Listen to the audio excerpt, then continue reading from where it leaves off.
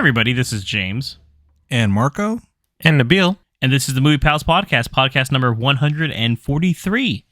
Today we are going to be continuing our Francis Ford Coppola Corner with a review of the anthology film New York Stories from 1989, followed by a review of the new M. Night Shyamalan film Knock at the Cabin. So without further ado, let's get into our Francis Ford Coppola Corner. Nothing is so terrible as a pretentious movie. I mean, a movie that aspires for something really terrific and doesn't pull it off is shit, it's scum. And everyone will walk on it as such. And that's why poor filmmakers, in a way, that's their greatest horror, is to be pretentious. So here you are, on one hand, is trying to aspire to really do something. On the other hand, you're not allowed to be pretentious. And finally you say, fuck it. I don't care if I'm pretentious or not pretentious, or if I've done it or I haven't done it. All I know is that I am going to see this movie.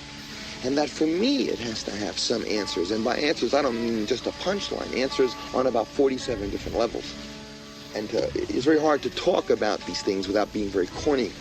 You use a word like self-purgation or epiphany, they think you're either a religious weirdo or an asshole college professor. But those are the words for the process, this transmutation, this renaissance, this rebirth, which is the basis of all life. And just like we do every time here, if this is your first time joining us for the Francis Ford Coppola Corner, this is just a special that we've been doing for over a year at this point.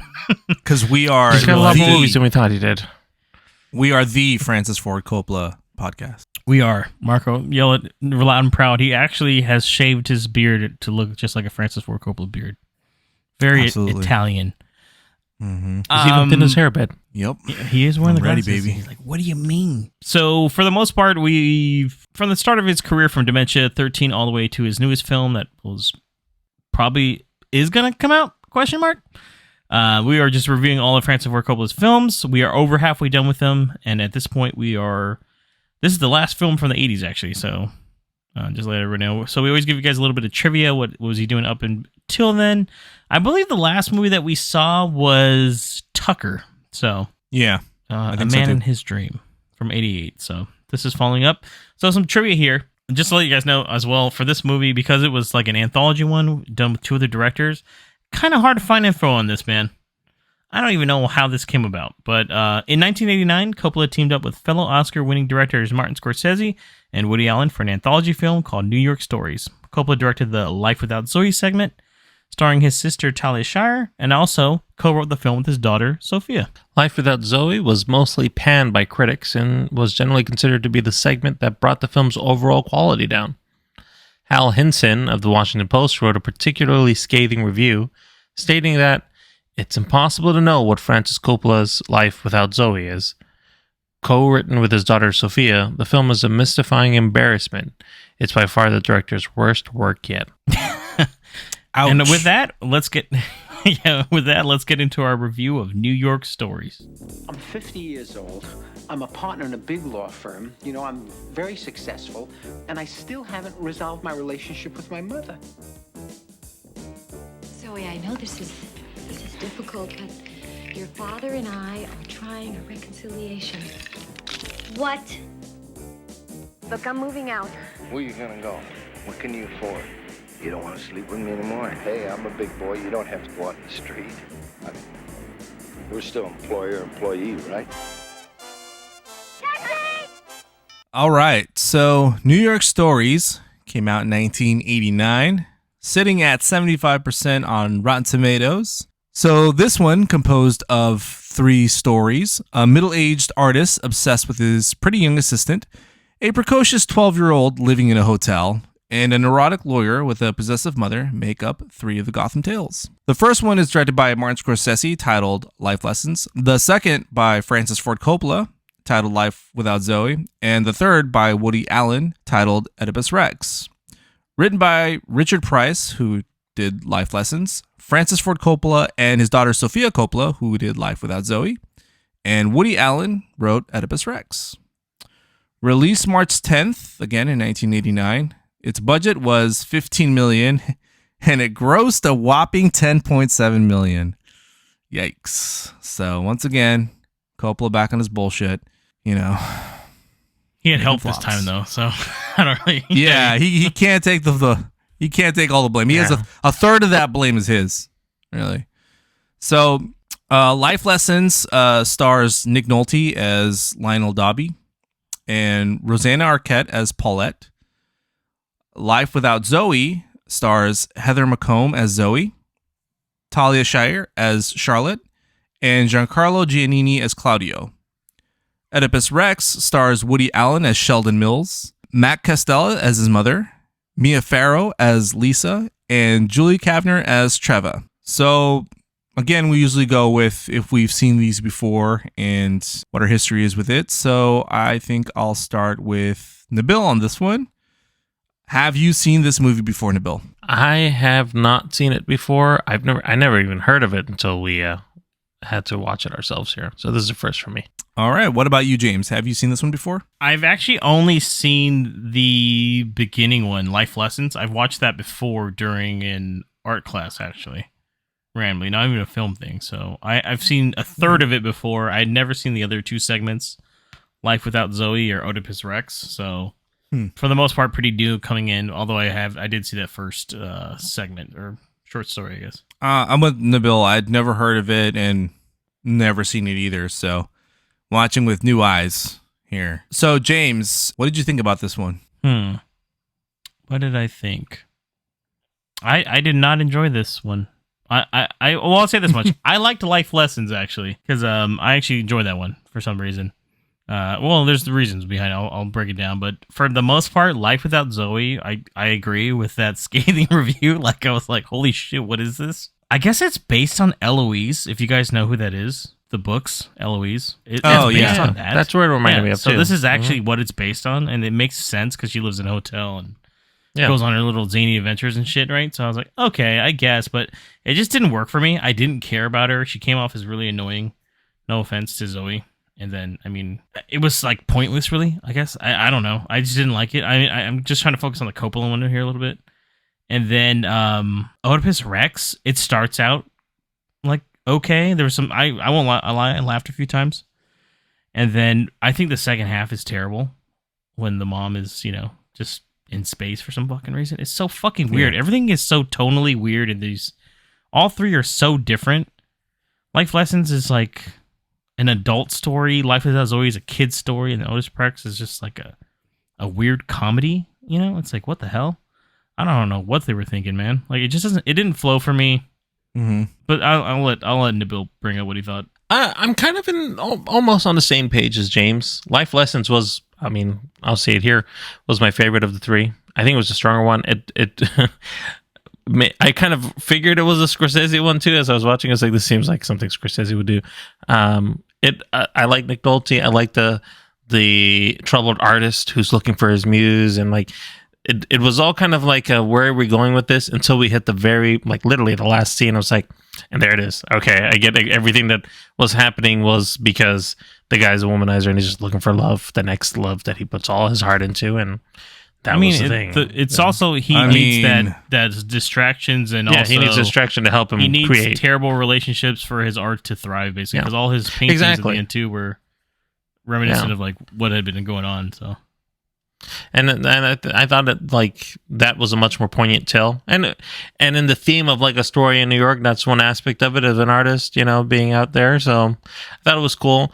Life Without Zoe, I thought was fun. I think I liked it a little bit more than you did, James. I think it was cute. I do get your point though, in the sense of like, what were we doing with this? Like nothing really happened. Like okay, it was a fine little short story. Maybe if he was going to do like a full on kids film based off of Zoe, I think it would have been much more entertaining. But I guess slice of life kind of thing. That's maybe that's what I was thinking too. Yeah. Because it feels like that was like a condensed version of something that should have been bigger. Like that's I feel like if it was done like that, it would have been a great kids film to watch. Like I'd watch it as a child, but like in this setting of the three films, I don't see how this really fits as well. But the character who played Zoe, Heather McComb, I thought I know you found her annoying. I thought she was actually she did pretty well considering her being around Talia Shire and Giancarlo Giannini. Like she held herself against him pretty well, and she was kind of being the mother in some aspect and an adult in the other one. It was kind of weird how they kind of put everything together with the robbery, and then like it obviously all kind of came together, but it seemed a little forced how they were doing it. But it wasn't the worst. It wasn't the worst of what I've seen him do. I feel like that review was a little scathing on Coppola, but and in regards to Oedipus Rex, I honestly just don't like Woody Allen. I think this helped cement that. So I feel like I'm a bit biased because I got a lot of his jokes. I do agree it started out much stronger, especially his jokes with his mother and being upset with her, and she was just complaining about everything. Like, it was funny, but I don't like Woody Allen. I didn't like where he went with this, with the big mother in the sky kind of thing. See, I get the point, like Woody Allen normally. I didn't It's just feel this one got too weird for me, man. Like, I was like, oh, what the fuck is this, man? Yeah. So. Yeah, it went kind of the bonkers woman that he too. falls in love with is the voice of Marge Simpson. I just kept imagining fucking Marge Simpson. Oh, I didn't. Oh, Julie Kavner. Oh, I didn't even realize that. Did you know Mia Farrow is like his? He's he gets into a long-term relationship with her daughter. It's fine, whatever. We don't have to talk about that here. Marco, what did you think about the films? I mean, we can bring up some strong subjects, I guess. Everyone's a little adult here. I didn't really like this movie either. I thought it was okay. I thought kind of like what you guys were saying, like every story just seemed kind of empty. I think the only thing that connected all three was the fact that these were all like troubled individual, with Nick Nolte's Lionel Dobby being the most troubled and the most dangerous out of all of them. I think he's a fucking sexual predator and an abuser and a gaslighter. And I think that it was more or less kind of like a horror story, man. Like, the whole time I was just kind of hoping Paulette could get away from this fucking psycho. Like, I don't care that it helps him write his art. Like, no art, deserves that kind of bullshit. So, it was just kind of weird to kind of like, it was cringy to watch like Nick Nolte's character at some points where I just kept fucking shaking my head. I'm like, God, this motherfucker, dude. So like these are every the fucking Nick Nolte assholes movie, we read about, So a bit cringy there. He was super cringy, dude. So I think that actually helped enjoy Life Without Zoe a bit more because it's more lighthearted, and the story, although a bit everywhere, like the central point was Zoe just wanted to feel like a bit of normalcy with her family. Like her mom was always like a no-show. Her dad was a traveling musician that always put his art before, and she was trying to make all this chaos work, and she found a way to make it work. It's like, well, we have all this fucking money, and he travels and tours, and she actually likes his music, so why not combine the two and just join him on tour at the end? And I thought that was kind of cool. She, went to go see her dad, perform in all these prestigious places and stuff.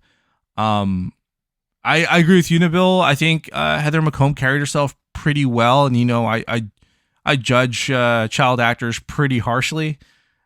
Was she like great or perfect? No, but I felt like she embodied the character pretty well of this 12-year-old rich kid that's spoiled beyond belief and just has all this, I guess, free time because her parents they're not really that responsible. So she tries to be the glue that holds everything together. She tries to quote unquote be the adult. The whole like subplot with the robbery and the fucking missing necklace or earring, whatever the fuck it was, like I was like, what is the point of this?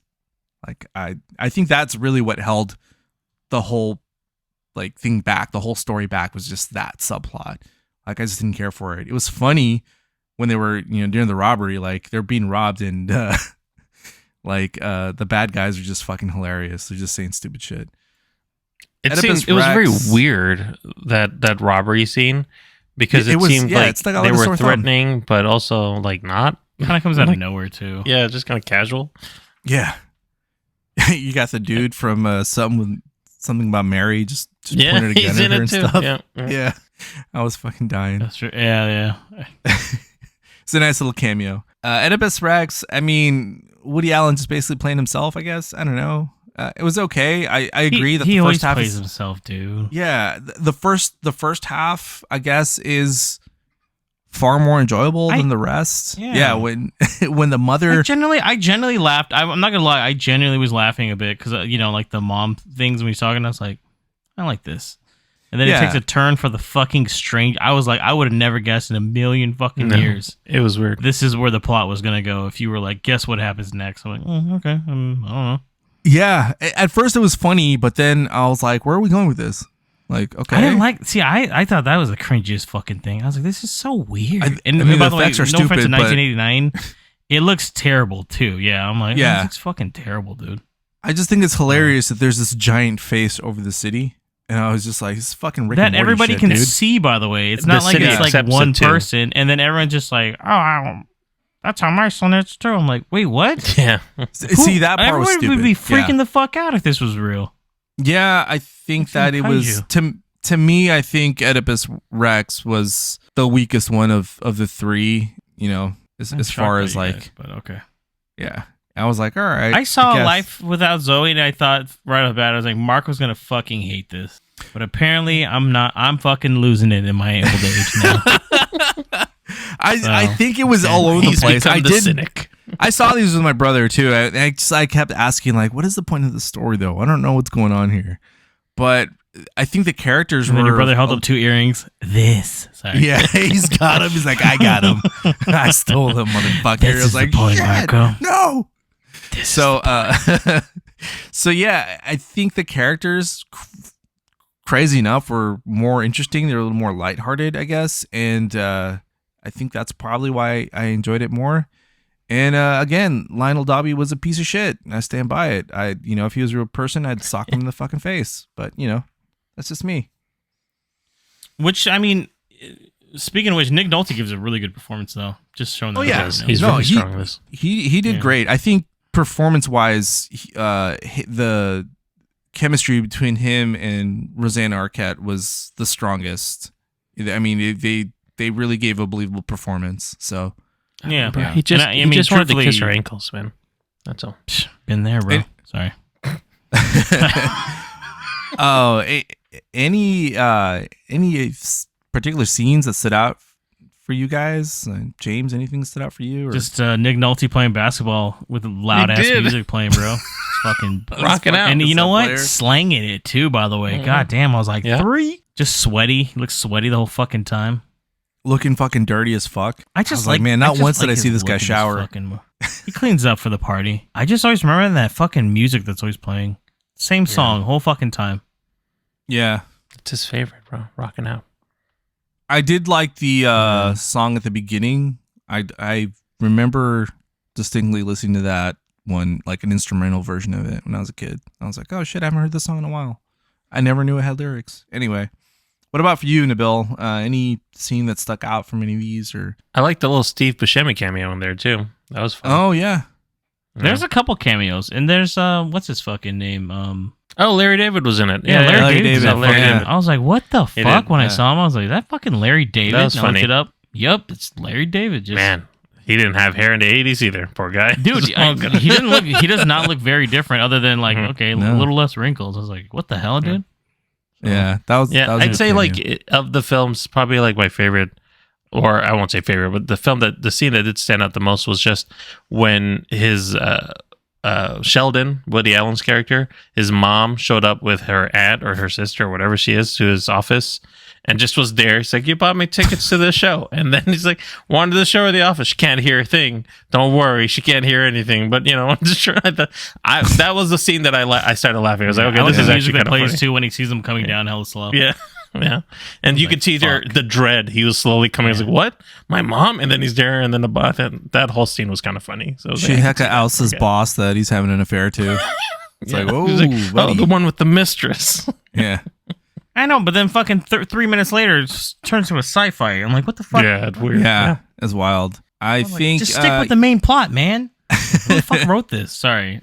Woody No, Allen. it's Woody Allen. fine. I know. Woody Allen wrote it. For me, yeah, I think the Steve Buscemi cameo stood out for me the most in Life Lessons, and also the fact that both him and Rosanna Arquette are also co-stars in Pulp Fiction. Just a few years later, that was pretty cool. They both got to work with Martin Scorsese first. Nice. That stood out to me. Everything else, I was like, forgettable. Really, I think we've pretty much gone over things we wanted to go over. Yeah, there's not much else to talk about. It's a everything short we wanted to see anthology. more or I don't less know if there was a of. purpose I don't know. Just to add a note, I don't know if there was a purpose for them to actually link together or not. I know, like a lot of the obviously the 90s and 2000s they were there. Yeah, but like this one, they didn't really have a link, so I don't know if that there was a purpose to that or not. Or they just wanted to have 3 maybe they'll all directors. be together at the end, like Yeah, they didn't Power connect. I That- mean, that just the seem fact that they all weird. had troubled lives. One was abusive, one was abandoned, the other was, I guess, I don't know, suffocated. his mom. Yeah, Yeah, suffocation or. yeah. I do like the scene. I will bring up one last thing. When his mom is gone and he doesn't know where she's at, his life is just way fucking better. Yeah, it was better. Yeah. And he's just like, oh my God, Like a weightlifting everything. episode. Like his life's like on the fucking up and up. And then, until his mom shows up again in the fucking sky, which is so fucking random. Yeah, he's just walking on sunshine. Could have just left it at her disappearing during a magic thing. I'm like, all right. That makes What's random is how she comes back. She just sense. All right. I'll be back. So I know our opinions of Life Without Zoe's are a little different, but how does this compare to the previous Coppola films we've seen so far? Start with you, Nabil. I mean, okay. Go ahead. James has got the well. Just to put it out there, like I said before, I don't think it's a worst film. I feel like there's definitely up there some for other me. ones we've seen, but it's not his strongest film. I go back to saying that I think he should. You know what? If I look at it like, hey, did he shoot this for a TV show? Then I'd be like, okay. But it was for a fucking theatrical release, man. Yeah, it was for a theatrical release, and I think if he did this as a full-on movie, this would have been fun. Like a good PG film, whatever, that would have been a great time. As a short in this specific anthology, not sure what we were trying to get. I don't think it's that strong. It was kind of a bit of a mess. I don't know if that's just I mean, writing or direction or what it scene, is. So Yeah. he knows where his Yeah, strengths are. I can't help but think because it wasn't allowed to breathe and there was just so much in such a short period of time that technically it is like one of his worst, really. But I do agree that if he had done like a full blown like episode or a full feature on this, it probably would have had that time to breathe and would have actually been a better plot than what we got. But it was just condensed way too much, and it because of that, it just felt too like all over the place. So I mean, it definitely shows. I mean, they're like, oh, he co-wrote it with his daughter. I'm like, yeah, it seems like a 17-year-old wrote this. So It's a story she's been telling herself for years. I mean, coming from She's like, I finally got going it. just going through the previous film Tucker and coming to this, it's like it's a bit of a downgrade. And what a step down. I mean, there is one shot where the robbery's happening, whether there's any like unique camera work, in my opinion. That and the closing scene too, how they kind of fade away and it shows the they're in Greece or whatever. Historically speaking, from his other films, though, I mean, he's not really good with time constraints, guys. We've kind of seen that, And it seems like he probably was on this one. I'm assuming because there's 2 other directors and they had to turn their shit in probably, right? Yeah. But I'm assuming they probably talk to each other and verify and see what they're doing. And I don't know. This movie's a mess. So. What if they edited each other's films? No. Maybe that was the twist. There's no fucking way. He had George come in. He's back.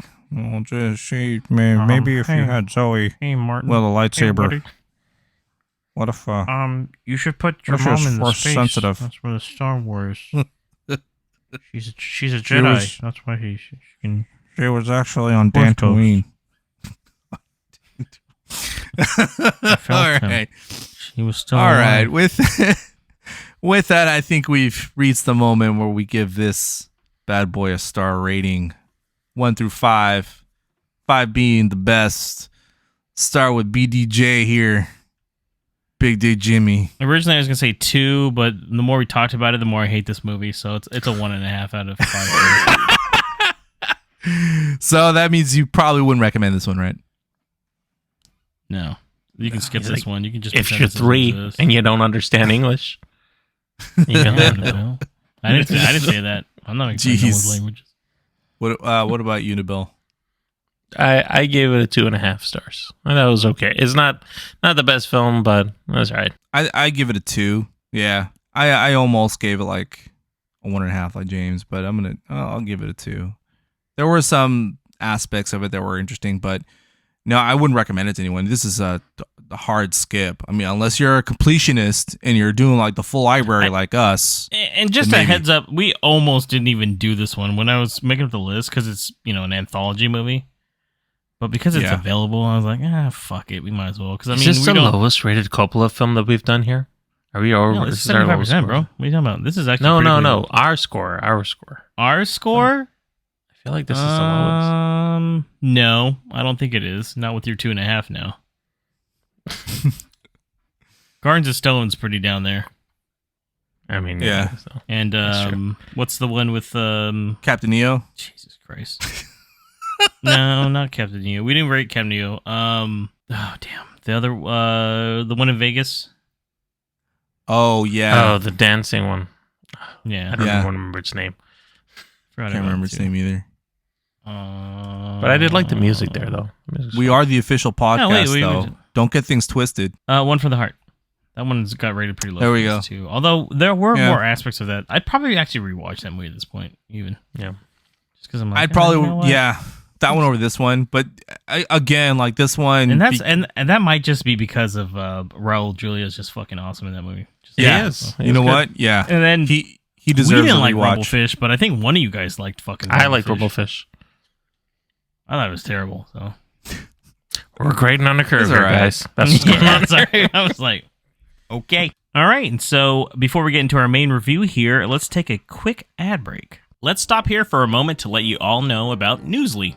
Newsly is an all-in-one audio super app for iOS and Android. It picks up the most trending articles on the web on topics you choose at any given moment and reads them to you in a natural human voice. For the first time ever, the entire web becomes listenable, all in one place. Browse articles from topics you choose and start playing.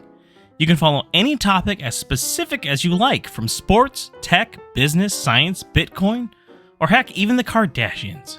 Newsly will find you the latest articles and read them to you aloud. They even have digital radio. Did we mention they also have podcasts from over 80 countries? Well, they do, and guess what? The Movie Pals podcast is there too. I started using Newsly as my default podcast player, and I can't think of ever going back. Download and use Newsly for free now from www.newsly.me or from the link in our description, and make sure to use our promo code TMPALS, that's TMPALS, to receive a 1-month free premium subscription.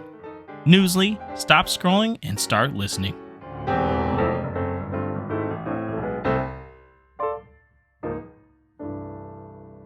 All right, and now for our review of Knock at the Cabin. Hi there. Can I talk to you for a little bit? You have to come inside right now. There were 4 of them. What did we say? You shouldn't make things up when we're talking about... Can you open the door, please? They're breaking in! I got you, baby.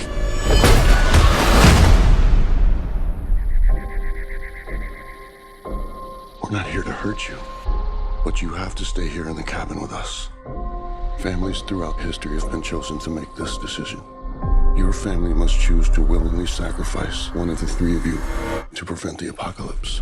We're not sacrificing anyone. For every no you give us, hundreds of thousands of people are going to die. Knock at the Cabin. Currently sitting at a 68% Rotten Tomato score. The synopsis: while vacationing, a girl and her parents are taken hostage by armed strangers who demand that the family make a choice to avert the apocalypse. This was directed by M. Night Shyamalan, who of course has also done The Sixth Sense, Signs, and most recently Old. It was also written by M. Night Shyamalan, as well as Steve Desmond and Michael Sherman. And this is actually based on a book called The Cabin at the End of the World by Paul Tremblay. The film was released in theaters February 3rd. It's currently starring Dave Bautista as Leonard, Jonathan Groff as Eric, Ben Aldridge as Andrew, Kristen Cui as Wen, Nikki Amuka Bird as Sabrina, Rupert Grint as Redmond, and Abby Quinn as Adrian. And before we go into our thoughts of the film, it's kind of hard to talk about this without spoiling what the overall plot is, so we're going to say it off the bat that this is an overall spoiler warning. So if you haven't seen it, there for an M. Night film, I feel like there really isn't a twist, but there's a little twist. So, you know, we don't want to spoil that for you if you haven't seen it yet. So definitely go watch the film and then come back and hear our thoughts on it. Otherwise, skip forward and you can hear the outro and find out what we're listening to next. Nabil already took his shirt off, guys. I'm ready. He's like, I'll show you a knock at the cabin. Let me show you a real twist. What's it mean? So we're going to start with you, James. What were your thoughts on this one? I went into this movie with pretty much zero expectations, but, you know, M. Night has been one of those directors that, you know, he had kind of a lull somewhat halfway through his career, and I think now he's been coming off some pretty solid movies, truth be told. I really enjoyed this one. I like this one quite a bit. I think it has some very strong performances. It all takes place in one spot, really, for the most part. There's not a lot of, you know, there's a few flashback scenes and such, but kind of like a play, though, almost. Yeah, very much, which is, you know, it actually, I wouldn't be surprised if this ever does become a play. But I liked all the characters, too, man. Nobody, in the runtime on it, too, it's not too long. Like, it never overstayed its welcome with me. I like the message that it brought out, too, and overall, I don't think there's really a twist to it, but, I mean, there's like, interpretation, I guess, but it was fun. It was fun. And I saw this one with Mikey and Marco, too, so good company. Oh, Marco, what were your thoughts on it? Did you have the same experience as James? Well, James didn't really invite me to dinner this time, so. Oh, you're talking about the movie. Wow. Oh, sorry. This fucking guy. I thought it was okay. I thought it was enjoyable. I enjoyed it. I think there were some things about it I had issues with. I think the story was okay. I think some things were a little, you know, hammered a little too hard into it, but I did like the performances. I do agree there with James. I think everyone performed very well. The acting was really well done. I was surprised with some of these actors. I was like, holy shit, okay, it's pretty good. There's a lot of intense moments, a lot of on your edge scenes that I enjoyed. But yeah, the plot itself, very straightforward. I enjoyed that too. And I know with Shyamalan, everyone's always expecting, like, you know, the big twist or what's he gonna do or how's he gonna, you know, there should be a twist. How's he gonna throw us off? It's true, yeah. Yeah. This one, he was sort of a straight shooter, but even then, some of the stuff I was like, all right, dude, I get it. Chill. I get it, man. So yeah, it was enjoyable. Just didn't want to lean too heavy into it, huh? Yeah. Yeah, I was like, all right, man, you're kind of in my face right now. Yeah, I get that. I agree with you guys. Like, it was a very enjoyable film. It made me think at the end of the movie a little bit on what I would do in the scenario of having to choose, essentially, again, it's a spoiler, but having to choose who I'm supposed to kill. You know, if I've got to sacrifice somebody in my family, what would I do in that situation? Would I let the world die, or would I sacrifice one of my friends or family members? You can always adopt. To be honest, Marco, you're gonna have to die. I'm sorry, bro, but if you'll be in a better place. Gotta be one of you guys. Don't have to willingly be able to sacrifice too, or something? Yeah, no, Marco accepted. It's fine. 72 virgins is what we believe over here. I mean, are you saying this because dude had a concussion and I had a concussion too? I was like, damn, dude. All right. It was an enjoyable film. The acting was very strong. I'm gonna be honest. The writing was kind of shit, but it's kind of M. Night's MO. He's not the strongest writer. Not from a plot perspective, but from like a dialogue perspective. But the actors do a really good job of carrying that forward. Dave Bautista, I mean, he was essentially the second lead in this film next to Jonathan Groff. So, like, I loved Dave Bautista. I don't know if I was convinced that he was a second grade teacher, but he did a good job trying to be like, I think he's a really good actor in this film. And I love Jonathan Groff. Like, I've only seen him in a couple of things, but in this film particularly, I'm like, I'd see more movies of this guy. I thought him and Ben Aldridge. The shirts, Ben Aldridge is great too. The shirt's 2 sizes too small didn't convince you he was a teacher. Just a little tight, but he's got his little jeans. I think that's the thing, though. Like, everybody has like they have a look to them, and then they talk away, you know. And it's like, yeah. They're trying to convey something, but it's still like menacing from their point of view in a way. You know, it's such a deep kind of feel to it, I guess.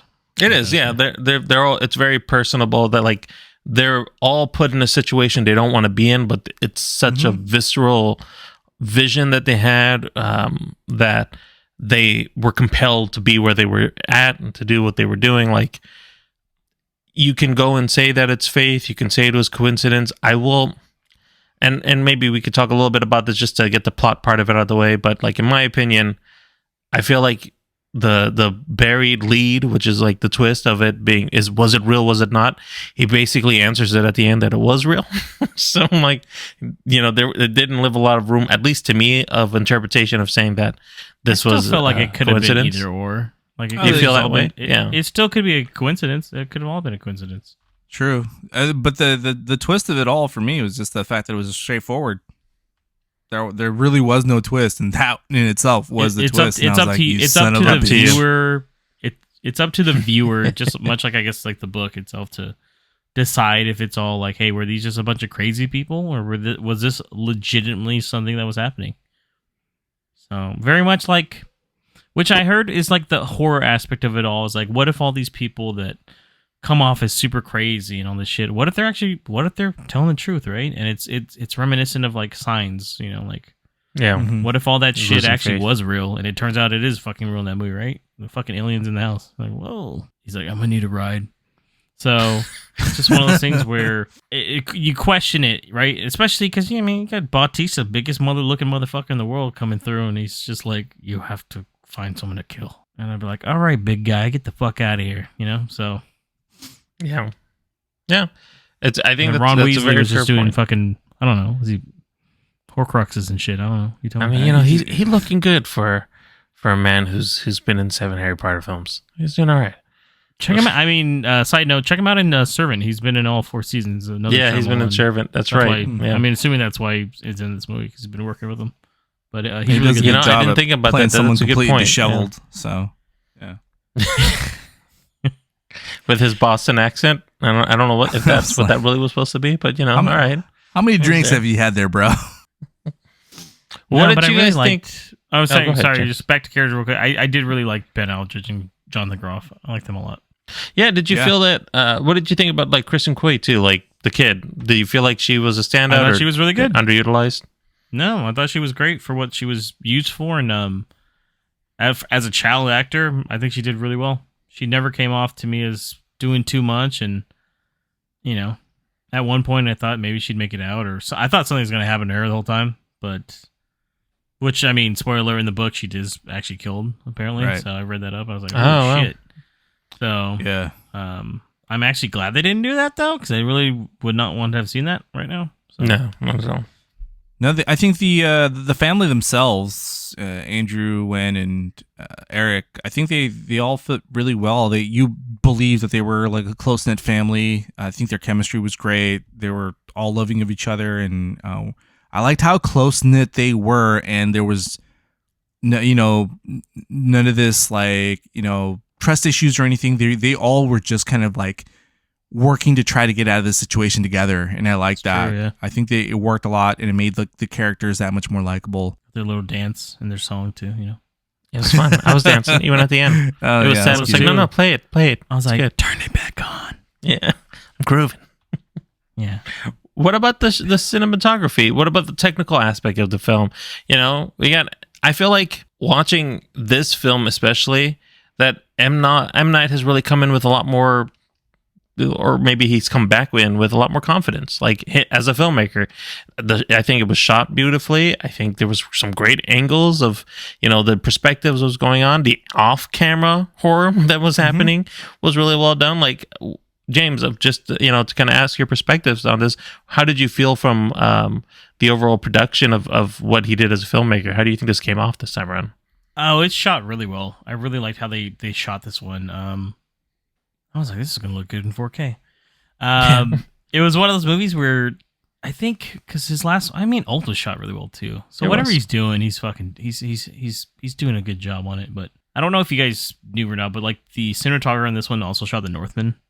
And he's worked with Robert I didn't know that before too. Okay. So he's done like The Lighthouse and The Witch and all that stuff. And it shows, at least I think so. Yeah, and I can see that now. And he's also done a few episodes of Servant too, but he's it has that look to it where it's like a lot of the film, like I said, it only takes place really. I mean, I guess, like I said, the flashbacks, you go to the orphanage, the bar. But they're little vignettes. Parents. It's just a small little throwback to it. But it does a really good job of showing the cabin and showing how things are. There's a shot of like Bautista and like the three of them just standing at one point, and it's like just the outlines of them, and they're overlooking the house before they walk in. I think that was like a really nice shot.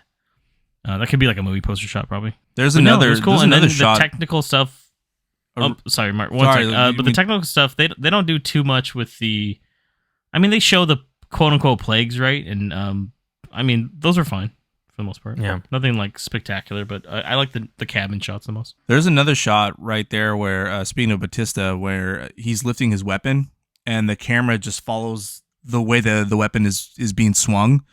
That I thought like, oh shit, that's different. I like that. Like you're just like following the movements of the weapon at that point, and I thought that was like a really nice shot.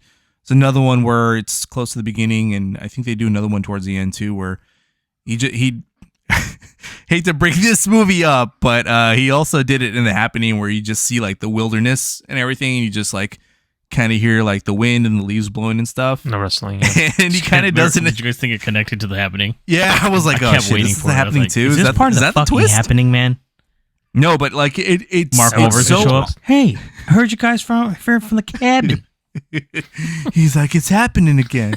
No, it's just so ominous, especially because like something is coming or something eerie is about to happen, and he for some reason it worked a lot better for this movie. So I like those two shots. Yeah, I do like the shot too, and it gets kind of loud when the killing things happen. They amp it up, like, oh shit. I am glad they didn't show it. I felt like that really added more to it.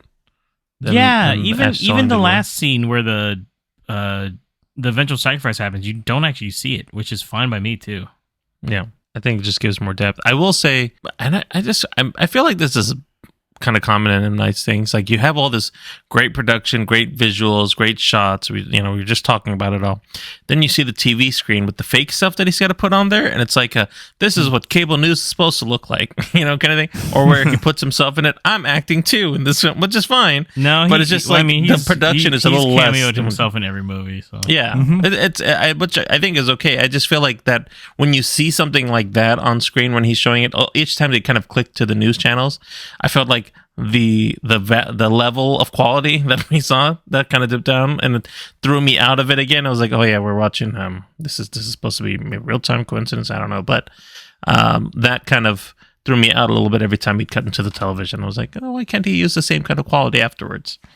So that was the only kind of critique I had on it, but honestly that obviously doesn't impact the film too much, I think, for most. Yeah, that didn't bother me at all. Yeah, I was like, okay. What about the ending as a whole? So I know we talked about Nick. Maybe it's open to choice. Maybe I was mentioning that I felt like it did kind of give you a definitive ending. Did the actual decision for Jonathan Groff's character Eric to sacrifice himself, or I guess kind of forcibly have Andrew sacrifice him? Did you agree with that? Did you kind of see his viewpoint on it, Marco? Let me ask you. What were your thoughts on essentially Eric's death? I thought it was heartbreaking, dude. Like, he did a really good job. It was fucking intense for Eric and Andrew to just be there, like, pretty much saying goodbye to each other for the last time. I thought it was just kind of fucking harsh to watch. But it made sense that Eric chose for Andrew because you kind of hinted, or it was kind of hinted in the movie that he was sort of more the spiritual one. Andrew was more kind of like the more like agnostic or more science-based atheist type of character. And for Eric, even at the beginning, you started to see that he was kind of like thinking, oh shit, this might be real, but he was just trying to support his partner. He was trying to support Andrew and be supportive of him. And then it was in that last moment where he was like, I'm okay with this. I believe, I think this will work, and I've made my peace with it. It was fucking intense, and I think Shyamalan filmed it in a way to where, like, whether you agree with it or not, like, it was still like a very hard like decision, and even made it to where like you didn't want to agree with it because you've grown to like these characters. You want all of them to make it. And, unfortunately, it's not like that. So, yeah, I agree with that decision because it makes sense, but it's also just fucking heartbreaking to watch. So, what about you, James? Any additional thoughts on that ending? Would you have wanted to see it a different way? No, I really liked how it played out. I agree with Mark. I even got a little teary-eyed. They're like, he's telling him like the future he sees with his daughter, right? And I was like, oh god, the feels. Yeah, that got me too. I was like, god damn it. You know what I mean? And like, oh, I want you to grow old and with their daughter. I was like, oh, I'm even getting emotional talking right now, man. But like, I don't know. Just lately, I've been thinking about life a lot lately, and it's like, little things like that. It's like, it's really beautiful because you see all these flashbacks too, and the two had to deal with so much, and like I don't know if it's Andrew's parents who were dicks or some shit, or it's Andrew's or Eric's, one of them, and then like how they met their daughter for the first time and had to kind of lie even to do that, and so by the end you're like, God, this is a fucking bummer, So the line he says, I'm sorry. One thing is like when Eric is like, I'm okay with it, and like do it now while I have a beautiful image in my mind. I thought that was really nice. Very touching. Or the line where he says that no, it's fine. No, I'm glad you got to finish your thought. The line where he says that, I know you think they don't deserve to be saved, but the world, talking about the world, and he's like, but let's give him that. Let's give him that, salvation. I was like, fuck. Like, and I do want to bring like the last two movies have had, not like my favorite Shyamalan films. Like I feel like Shyamalan, as he's getting older, is like looking more back at life too. Because in like Old, there was that very touching scene where the family is just, all together on the beach. And it's like the best scene in the movie to me when they're just all holding each other the final night with their parents and shit. And then like, Shyamalan. He's getting very philosophical, I think, on some of these last few films. And they're both kind of about helping the younger generation, like the kids in each of those movies. To make it out, like this one, he did it because he wanted to help his daughter as well. Yeah. So. Yeah, I'm with you guys on it too. I totally agree. I think I also like. I think where it really started to hit me was when Eric kind of said goodbye to Win, and then not so subtle way of saying, don't leave the treehouse until one of us comes to get you, kind of thing. Oh, like and you knew something's gonna happen. Yeah, and you could already see, and she kind of knew it too. Like as they were talking a little bit, and he was just saying how much he loved her. Like to see that. Music on. Yeah. It's very sad. That got very touching. So, like, Bautista's about to fucking kill himself. Get out of here. I thought Bautista would have lived. I was like, fuck, he really had to die? I mean, technically, I guess, what did he say? That they were never going to live? They knew they were all going to die? Mm-hmm. I think. So, I don't know. He was like, word to my basketball team. That's the kind of coach that flips a fucking chair over when he loses. But he'll never harm those kids. What the fuck? He'll always inspire them. We're only in second grade. I don't give a fuck. He's always threatening the other coach. I'll fucking kill you. You guys would be like, yo, I put a restraining order against that big motherfucker, dude. Dude, by the way, I do need to bring up one scene. There is a scene in the bathroom where they almost think he made it through the window. Dude, I looked at Marco immediately and I was like, there's no fucking way he fit through that window, bro. I looked at my wife and I said, I'm going to tell you right now, he's in that bathtub. You can fire at will. Me too. I was like, nope. He's in that bathtub. Yeah, the one shot. You say you popped off one shot? This is a big dude, even if you. But that was literally like a hobbit could barely make it through that window. So I was like, there's no fucking way Bautista's making it through. Like, no scratches. There'd be a ripped shirt, at least something to show like there was blood around it or nothing. Yeah, all around the edge of with broken glass. I'm like, there's no way, dude. That dude's huge. Yeah, no way. So as I think we've talked quite a bit. I mean, there's not a lot to talk about the film itself. The plot is pretty straightforward, as Marco said earlier. But in regards to M. Night Shyamalan as a whole, as a director, as a filmmaker, where do we feel like he really has his film ranked in with his, especially kind of with his newer stuff? Like, James, how do you think this fits in? Do you feel like it ranks pretty high or like mid-tier? It's like a mid-tier one, but I will say that I've connected more with his more recent movies than I've ever connected to his other movies. Like on a personal level, if that makes sense to you guys. Mm-hmm. I mean, I haven't found aliens in a farm ever. That's why you don't feel like in a village that was actually in 2007 or whatever. Like, yeah, they didn't speak to you. You never been on an island where they're experimenting drugs on you? No, and I didn't find a nympho or a mermaid in my fucking pool. So I mean, I think you mean a nymph, sir. Yeah. Whatever the fuck that thing was. I was like, what is that thing? So, on a personal level, I feel more connected to his films, which I actually really am enjoying. So it's kind of nice that he's having that resurgence and stuff since I guess since Split, I think is kind of when he started coming back. Some might say The Visit, but for me it was Split. But, I like The Visit. I like The Visit. It was good. I like The Visit a lot too. I actually rewatched it last year with my niece. Oh yeah. But since then he's just, Glass was like, whatever, fucking we had to figure it. He's got his ups and downs though. I feel that if this was like any other director or like some up and coming director or some new writer or something, this film would get a lot more praise. A lot of these other films probably get a lot more praise. I think it's M. Night. They just are. I don't know if they're expecting more from him or something, but I feel like if it's not like a grade A film for him, it gets knocked down quite a bit.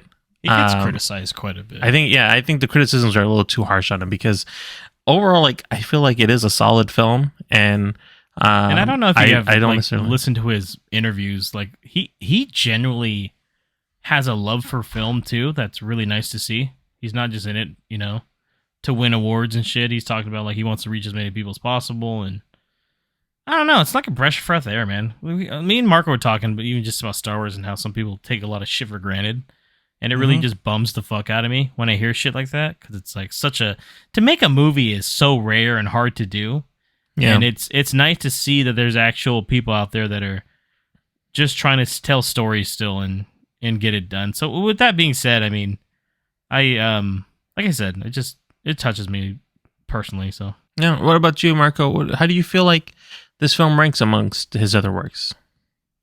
I think it ranks mid tier. Also, I kind of disagree. I think if this were like an upcoming director or any other director, for me personally, I think I would still kind of judge it the same, mainly because of how in this one and in Old, like he kind of the difference between this one, Old, and Signs is in Signs, it's still kind of like on the fringe versus Old and this movie.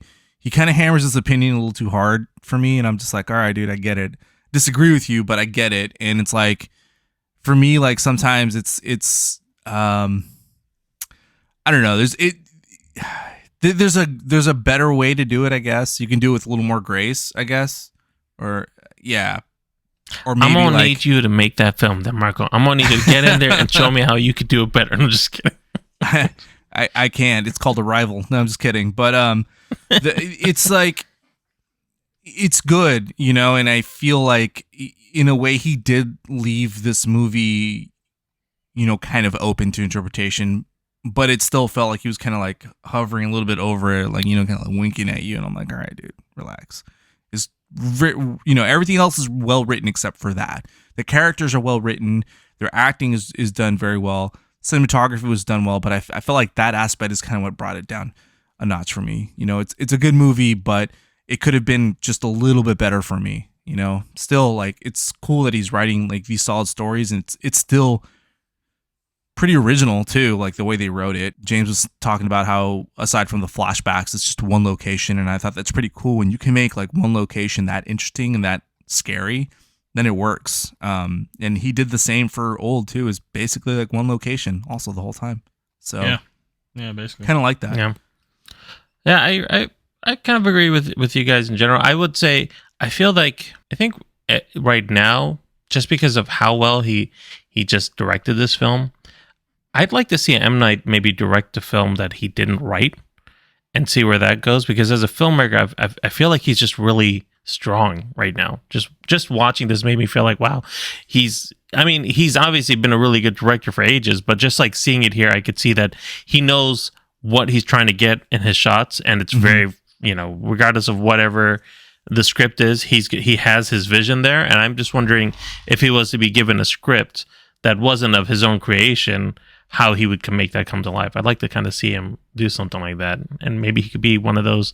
I think he might already be, and just hasn't been given the praise. But he could be as good as some of the top tier directors that are out there right now. You know, he's good at writing characters, though. I'll give him that. Yeah, like his characters are always interesting, I find. So, yeah, maybe if he got they're very help on the story wise, but if he could just still write the characters, because he gives them a lot of depth. Yeah, true. Yeah. Okay. Well, let's talk about our rating of the films. Marco, what would you give this film out of 5 stars? I'd give it 3 stars. I think you could still go check this movie out and enjoy it for, what it is. Whether you agree with what he's trying to, say or not, or how you interpret the movie or not, it's still enjoyable. Again, I think the cast is strong. The actors, perform very well. I know we've mentioned it already a few times, but Dave Bautista really is like a standout, and primarily because he doesn't really do these types of films. Everyone sees him as this big action star, like, muscly, like guy that just goes out and like punches people, and he really shows his acting chops in this.